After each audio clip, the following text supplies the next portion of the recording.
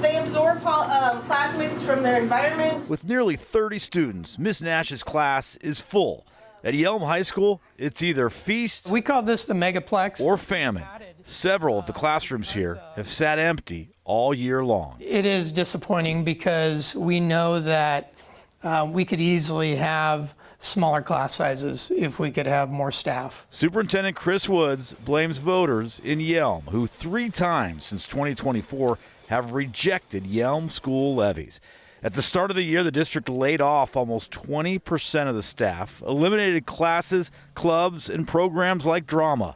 Woods went to Olympia hoping for help. A little disappointing that it seems like our efforts just fell short, and people weren't necessarily willing to hear what educators had to say across the state. Senate Majority Leader Jamie Peterson says the budget did not generate as much for education as he hoped, but he still considers the legislature's education package substantial.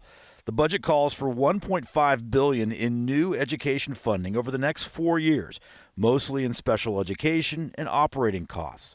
Peterson noted districts will be able to raise more through levies, and rural districts that pass levies will see an increase in what's known as levy equalization funding from larger districts. If we can't pass a levy, levy equalization doesn't help us. And so it puts us in a deeper hole. Woods says without more help from the state, Yelm can only go back to voters for what he says will likely be a tough sell. Everything from people being tired of paying taxes to the messaging that schools are fully funded, to why would we give you more money when test scores aren't where they need to be, grad rates aren't where they need to be.